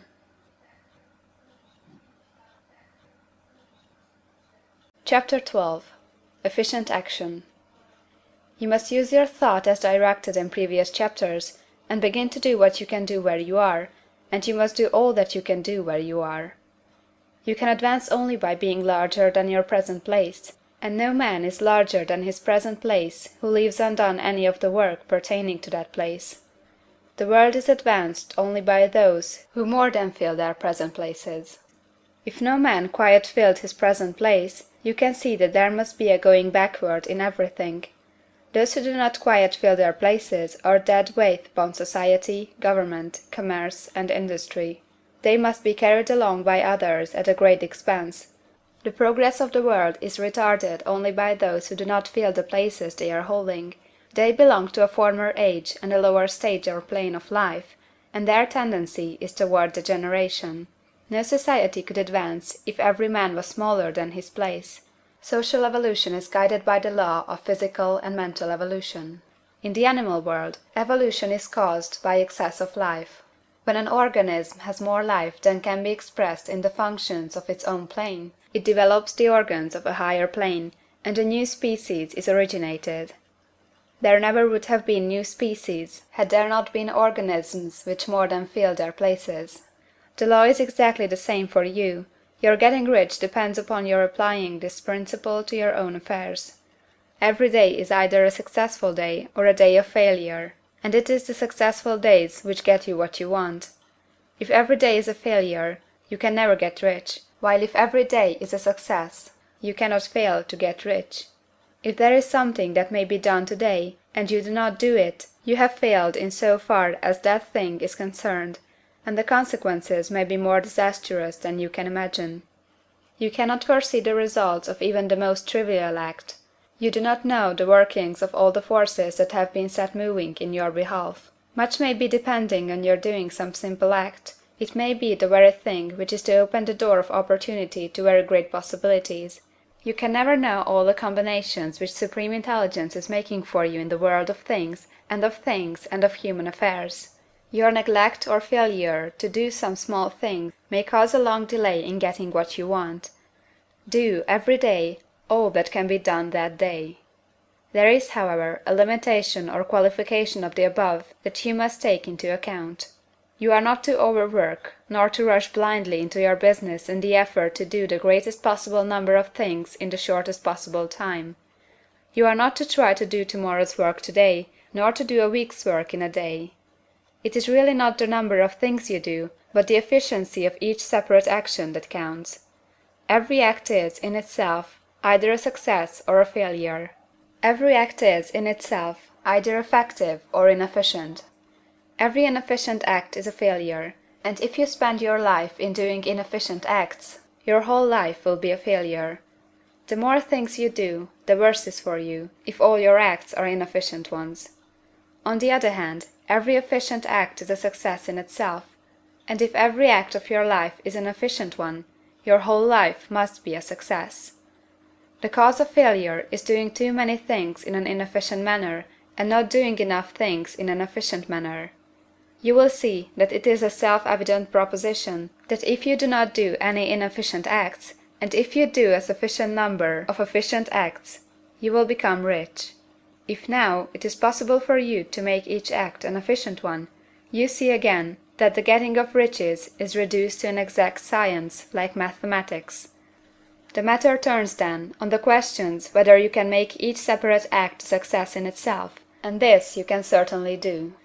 You can make each act a success, because all power is working with you, and all power cannot fail. Power is at your service, and to make each act efficient, you have only to put power into it. Every action is either strong or weak, and when everyone is strong, you are acting in the certain way which will make you rich. Every act can be made strong and efficient by holding your vision while you are doing it, and putting the whole power of your faith and purpose into it. It is at this point that people fail to separate mental power from personal action. They use the power of mind in one place and at one time, and they act in another place and at another time. So their acts are not successful in themselves. Too many of them are inefficient. But if all power goes into every act, no matter how commonplace, every act will be a success in itself. And as in the nature of things, every success opens the way to other successes, your progress toward what you want, and the progress of what you want toward you, will become increasingly rapid. Remember that successful action is cumulative in its results. Since the desire for more life is inherent in all things, when a man begins to move toward larger life, more things attach themselves to him, and the influence of his desire is multiplied. Do, every day, all that you can do that day, and do each act in an efficient manner. In saying that you must hold your vision while you are doing each act, however trivial or commonplace, I do not mean to say that it is necessary at all times to see the vision distinctly to all its smallest details.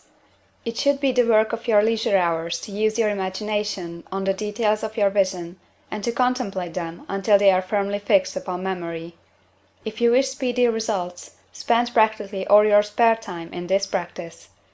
By continuous contemplation you will get the picture of what you want, even to the smallest details, so firmly fixed upon your mind, and so completely transferred to the mind of formless substance, that in your working hours you need only to mentally refer to the picture to stimulate your faith and purpose, and cause your best effort to be put forth.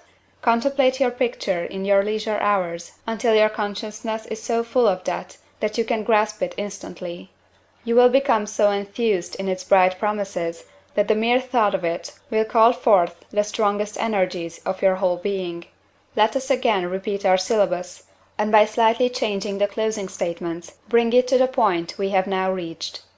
There is a thinking stuff from which all things are made, and which, in its original state, permeates, penetrates, and fills the interspaces of the universe. A thought, in this substance, produces the thing that is imaged by the thought. Man can form things in his thought, and, by impressing his thought upon formless substance, can cause the thing he thinks about to be created. In order to do this, man must pass from the competitive to the creative mind. He must form a clear mental picture of the things he wants, and do, with faith and purpose, all that can be done each day, doing each separate thing in an efficient manner.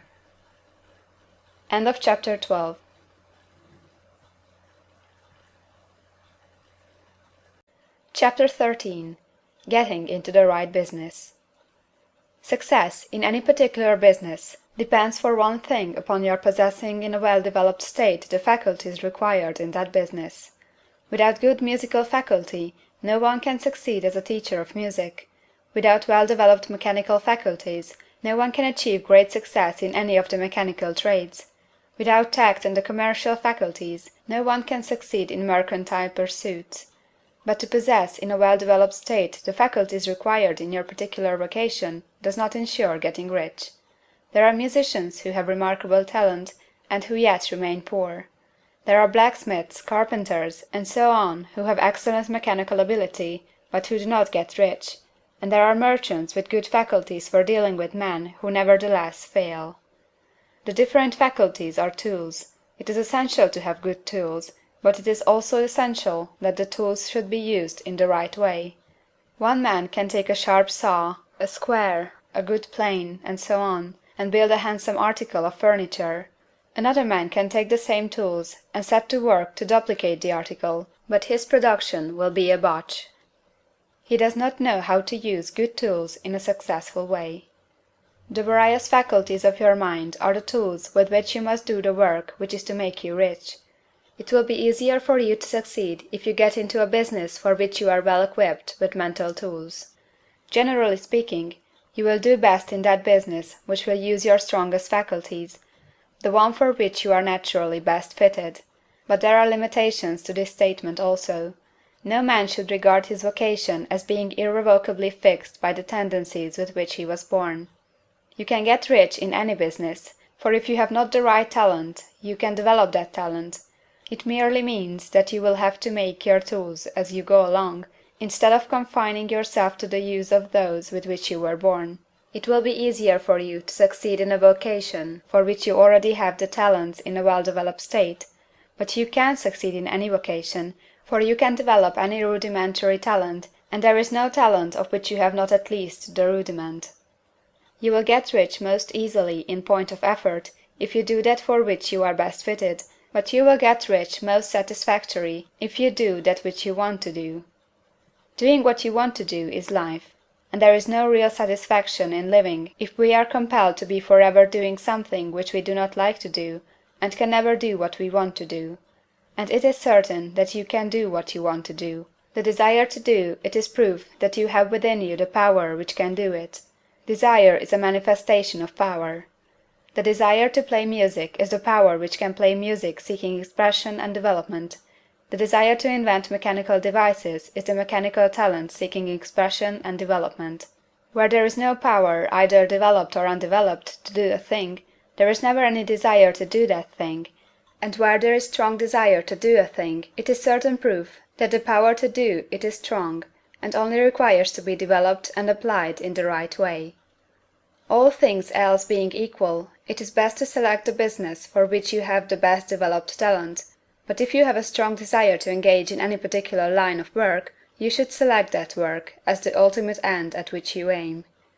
You can do what you want to do, and it is your right and privilege to follow the business or avocation which will be most congenial and pleasant.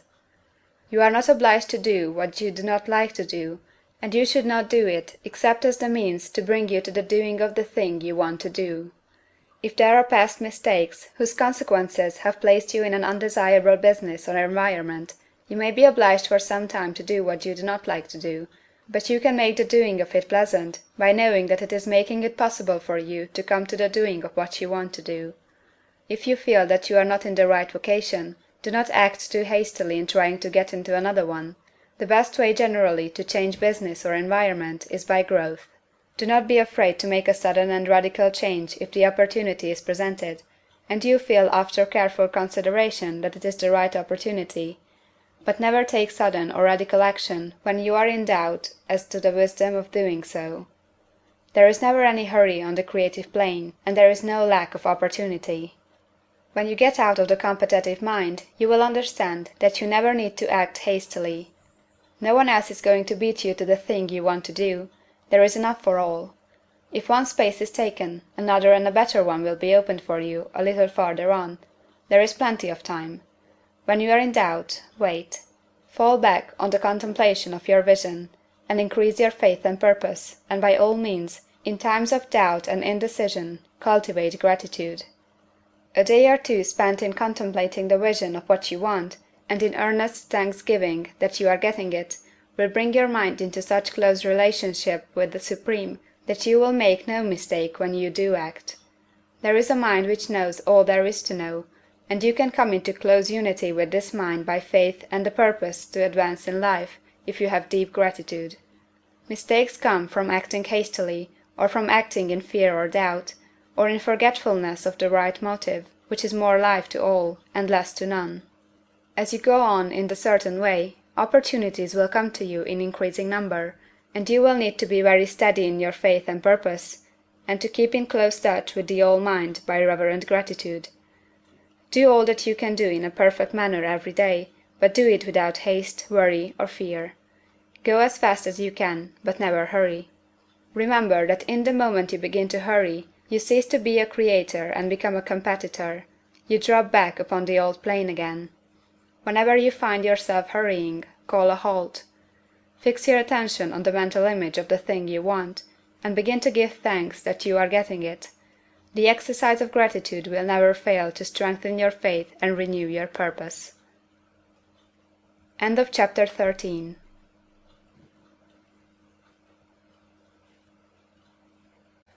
Chapter 14.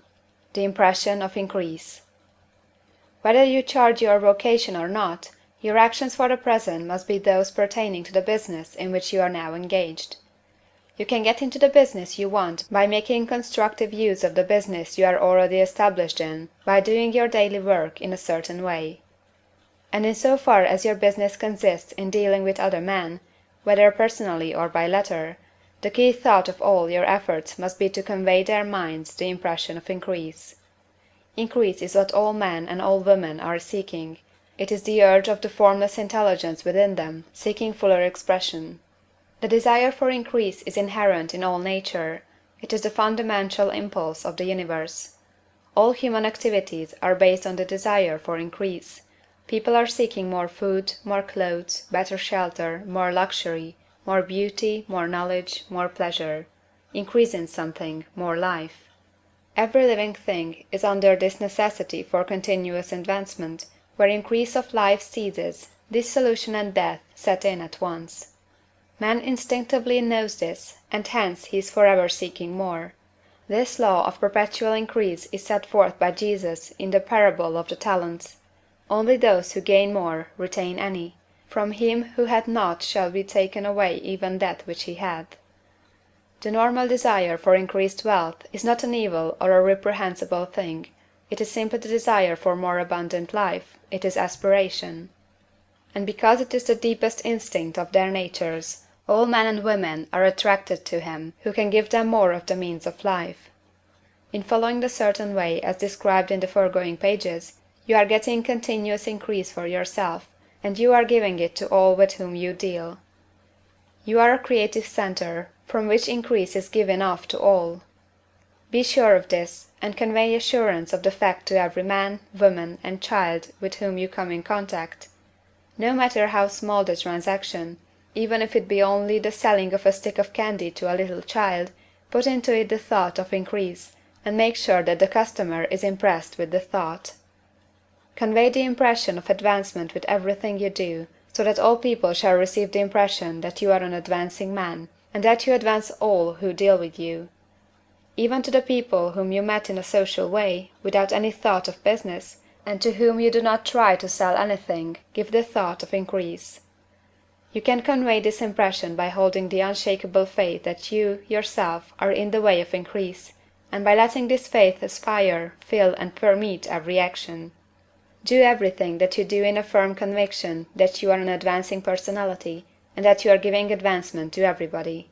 Feel that you are getting rich, and that in doing so you are making others rich, and conferring benefits on all. Do not boast or brag of your success, or talk about it unnecessarily. True faith is never boastful. Wherever you find a boastful person, you find one who is secretly doubtful and afraid. Simply feel the faith, and let it work out in every transaction. Let every act and tone and look express the quiet assurance that you are getting rich, that you are already rich. Words will not be necessary to communicate this feeling to others. They will feel the sense of increase when in your presence, and will be attracted to you again. You must so impress others that they will feel that in associating with you they will get increase for themselves. See that you give them a use of value greater than the cash value you are taking from them. Take an honest pride in doing this, and let everybody know it, and you will have no lack of customers. People will go where they are given increase, and the Supreme, which desires increase in all and which knows all, will move toward you men and women who have never heard of you. Your business will increase rapidly, and you will be surprised at the unexpected benefits which will come to you. You will be able from day to day to make larger combinations, secure greater advantages, and to go on into a more congenial vocation if you desire to do so. But in doing all this, you must never lose sight of your vision of what you want, or your faith and purpose to get what you want. Let me here give you another word of caution in regard to motives. Beware of the insidious temptation to seek for power over other men. Nothing is so pleasant to the unformed or partially developed mind as the exercise of power or domination over others. The desire to rule for selfish gratification has been the curse of the world. For countless ages, kings and lords have drenched the earth with blood in their battles to extend their dominions. This not to seek more life for all, but to get more power for themselves. Today, the main motive in the business and industrial world is the same. Men marshal their armies of dollars, and lay waste the lives and hearts of millions in the same mad scramble for power over others. Commercial kings, like political kings, are inspired by the lust for power. Jesus saw in this desire for mastery the moving impulse of that evil world he sought to overthrow. Read the 23rd chapter of Matthew, and see how he pictures the lust of the Pharisees to be called master, to sit in the high places, to domineer over others, and to lay burdens on the backs of the less fortunate. And note how he compares this lust for domination with the brotherly seeking for the common good to which he calls his disciples. Look out for the temptation to seek for authority, to become a master, to be considered as one who is above the common herd, to impress others by lavish display, and so on. The mind that seeks for mastery over others is the competitive mind, and the competitive mind is not the creative one.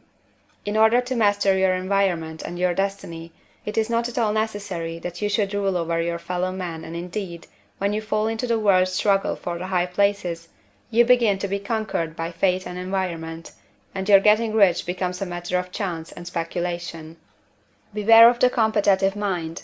No better statement of the principle of creative action can be formulated than the favorite declaration of the late Golden Rule Jones of Toledo: "What I want for myself, I want for everybody." End of chapter 14.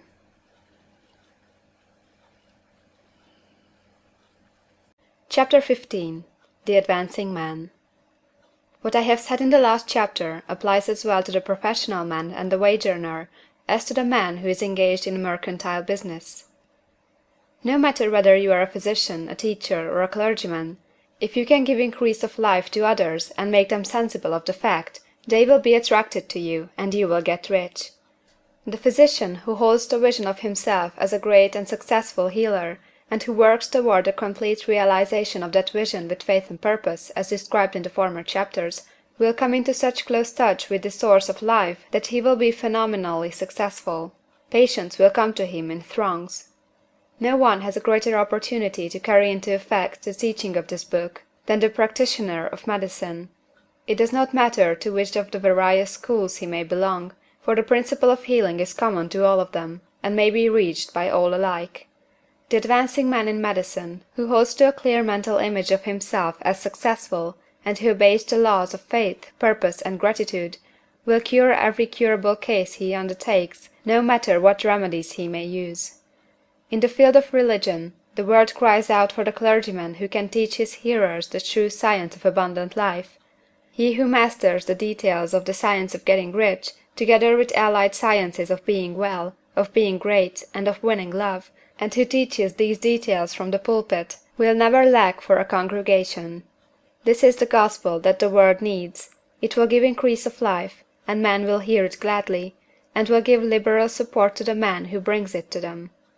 What is now needed is the demonstration of science of life from the pulpit. We want preachers who can not only tell us how, but who in their own persons will show us how. We need the preacher who will himself be rich, healthy, great, and beloved, to teach us how to attain these things, and when he comes he will find a numerous and loyal following. The same is true for the teacher who can inspire the children with the faith and purpose of the advancing life. He will never be out of a job. And any teacher who has this faith and purpose can give it to his pupils. He cannot help giving it to them if it is a part of his own life and practice. What is true of the teacher, preacher, and physician is true of the lawyer, dentist, real estate man, insurance agent, of everybody. The combined mental and personal action I have described is infallible. It cannot fail. Every man and woman who follows these instructions steadily, perseveringly, and to the letter will get rich. The law of the increase of life is as mathematically certain in its operation as the law of gravitation. Getting rich is an exact science. The wage earner will find this as true of his case as of any of the others mentioned. Do not feel that you have no chance to get rich because you are working where there is no visible opportunity for advancement, where wages are small and the cost of living high. Form your clear mental vision of what you want, and begin to act with faith and purpose. Do all the work you can do, every day, and do each piece of work in a perfectly successful manner. Put the power of success and the purpose to get rich into everything that you do. But do not do this merely with the idea of currying favor with your employer, in the hope that he, or those above you, will see your good work and advance you. It is not likely that they will do so.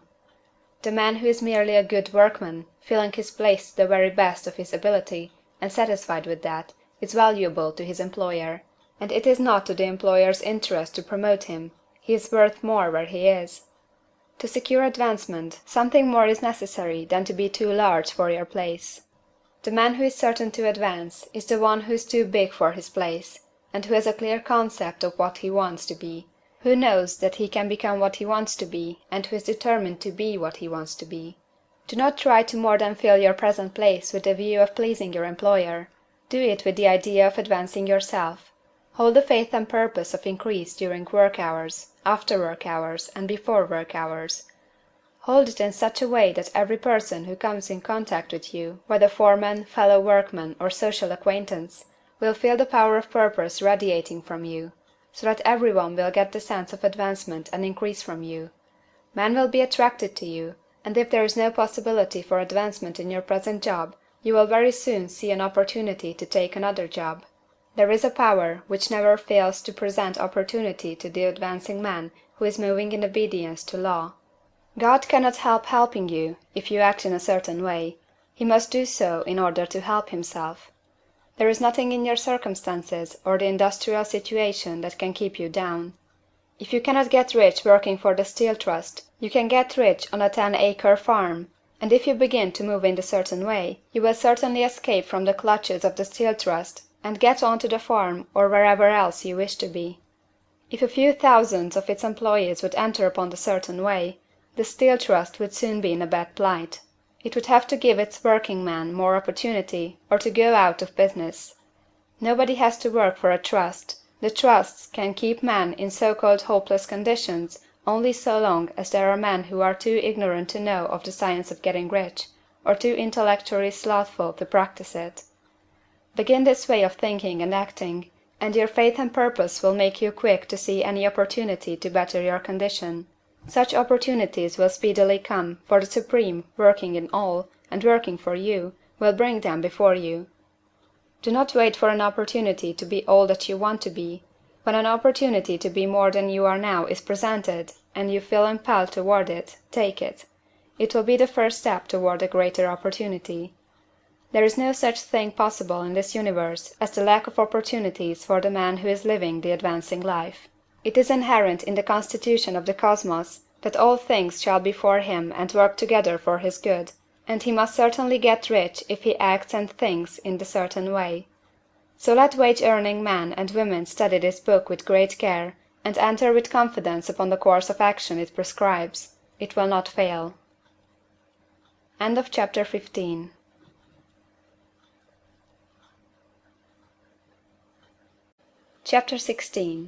Some cautions and concluding observations. Many people will scoff at the idea that there is an exact science of getting rich. Holding the impression that the supply of wealth is limited, they will insist that social and governmental constitutions must be changed before even any considerable number of people can acquire a competence. But this is not true. It is true that existing governments keep the masses in poverty, but this is because the masses do not think and act in a certain way. If the masses begin to move forward as suggested in this book, neither governments nor industrial systems can check them. All systems must be modified to accommodate the forward movement. If the people have the advancing mind, have the faith that they can become rich, and move forward with the fixed purpose to become rich, nothing can possibly keep them in poverty. Individuals may enter upon the certain way at any time, and under any government, and make themselves rich, and when any considerable number of individuals do so under any government, they will cause the system to be so modified as to open the way for others. The more men who get rich on the competitive plane, the worse for others, and more who get rich in the creative plane, the better for others. The economic salvation of the masses can only be accomplished by getting a large number of people to practice the scientific method set down in this book, and become rich. These will show others the way, and inspire them with a desire for real life, with the faith that can be attained, and with the purpose to attain it. For the present, however, it is enough to know that neither the government under which you live, nor the capitalistic or competitive system of industry can keep you from getting rich. When you enter upon the creative plane of thought, you will rise above all these things, and become a citizen of another kingdom. But remember that your thought must be held upon the creative plane. You are never for an instant to be betrayed into regarding the supply as limited, or into acting on the moral level of competition. Whenever you do fall into old ways of thought, correct yourself instantly. For when you are in the competitive mind, you have lost the cooperation of the mind of the whole. Do not spend any time in planning as to how you will meet possible emergencies in the future, except as the necessary policies may affect your actions today. You are concerned with doing today's work in a perfectly successful manner, and not with emergencies which may arise tomorrow. You can attend to them as they come.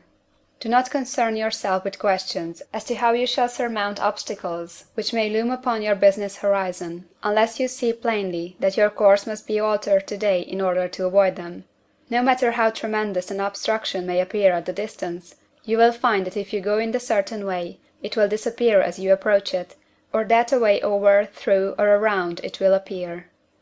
No possible combination of circumstances can defeat a man or woman who is proceeding to get rich along strictly scientific lines. No man or woman who obeys the law can fail to get rich, any more than one can multiply 2 by 2 and fail to get 4. Give no anxious thought to possible disasters, obstacles, panics, or unfavorable combinations of circumstances. It is time enough to meet such things as they present themselves before you in the immediate present, and you will find that every difficulty carries with it the wherewithal for its overcoming. Guard your speech. Never speak of yourself, your affairs, or of anything else in a discouraged or discouraging way. Never admit the possibility of failure, or speak in a way that infers failure as a possibility. Never speak of the times as being hard, or of business conditions as being doubtful. Times may be hard and business doubtful for those who are on the competitive plane, but they can never be so for you. You can create what you want, and you are above fear. When others are having hard times and poor business, you will find your greatest opportunities. Train yourself to think of and to look upon the world as something which is becoming, which is growing, and to regard something evil as being only that which is undeveloped. Always speak in terms of advancement. To do otherwise is to deny your faith, and to deny your faith is to lose it.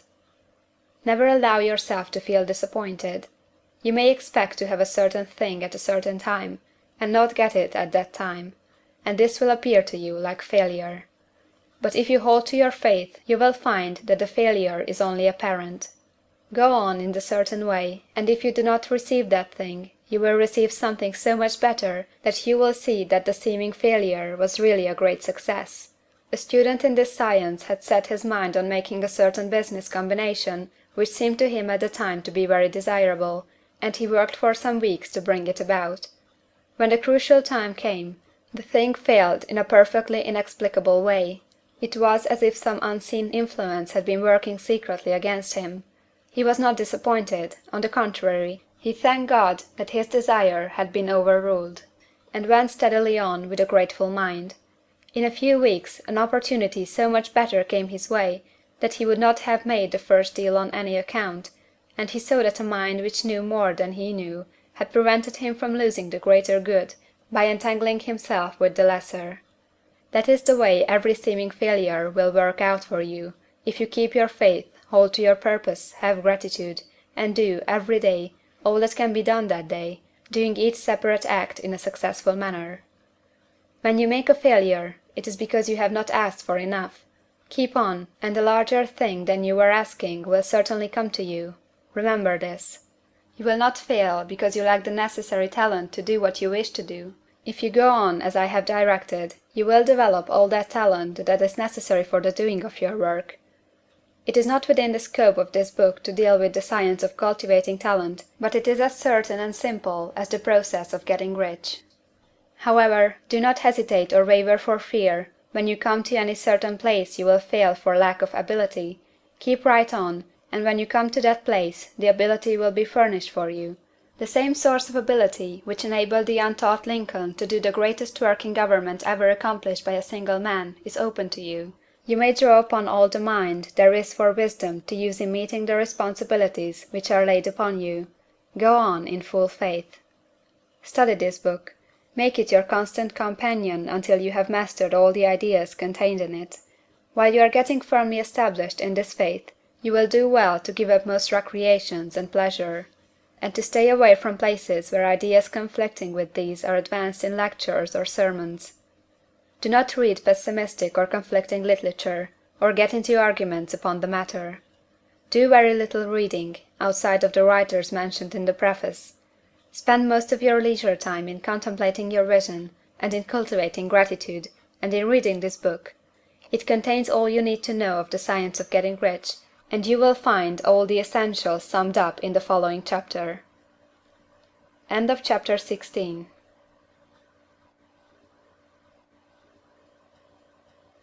Chapter 17. Summary of the Science of Getting Rich. There is a thinking stuff from which all things are made, and which, in its original state, permeates, penetrates, and fills the interspaces of the universe. A thought in this substance produces the thing that is imaged by the thought. Man can form things in his thought, and by impressing his thought upon formless substance can cause the thing he thinks about to be created. In order to do this, man must pass from the competitive to the creative mind, otherwise he cannot be in harmony with the formless intelligence, which is always creative and never competitive in spirit. Man may come into full harmony with the formless substance by entertaining a lively and sincere gratitude for the blessings it bestows upon him. Gratitude unifies the mind of man with the intelligence of substance, so that man's thoughts are received by the formless. Man can remain upon the creative plane only by uniting himself with the formless intelligence through a deep and continuous feeling of gratitude. Man must form a clear and definite mental image of the things he wishes to have, to do, or to become, and he must hold this mental image in his thoughts while being deeply grateful to the Supreme that all he desires are granted to him. The man who wishes to get rich must spend his leisure hours in contemplating his vision, and in earnest thanksgiving that the reality is being given to him. Too much stress cannot be laid on the importance of frequent contemplation of the mental image, coupled with unwavering faith and devout gratitude. This is the process by which the impression is given to the formless, and the creative forces set in motion. The creative energy works through the established channels of natural growth and of the industrial and social order.